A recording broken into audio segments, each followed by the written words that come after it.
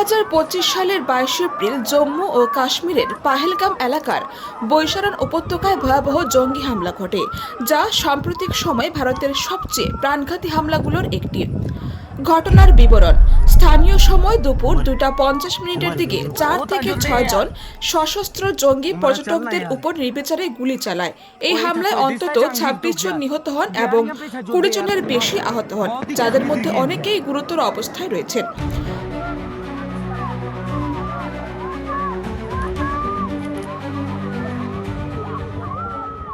জঙ্গিরা মূলত অমুসলিম পর্যটকদের লক্ষ্য করে হামলা চালায়। তারা পর্যটকদের নাম জিজ্ঞাসা করে এবং ইসলামিক কালমা পাঠ করতে বলে।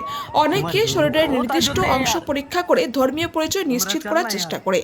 একজন নারী বর্ণনা করেছেন, তার স্বামীকে হত্যা করার পর জঙ্গিরা তাকে বলেন, "এটা মোদিকে গিয়ে বলো।" হামলার পর ভারতীয় সেনাবাহিনী ও পুলিশ যৌথভাবে ব্যাপক তল্লাশি অভিযান শুরু করেছে। হেলিকপ্টার ও ড্রোন ব্যবহার করে হামলাকারীদের সন্ধান চলছে। এ পর্যন্ত শতাধিক সন্দেহভাজনকে আটক করা হয়েছে।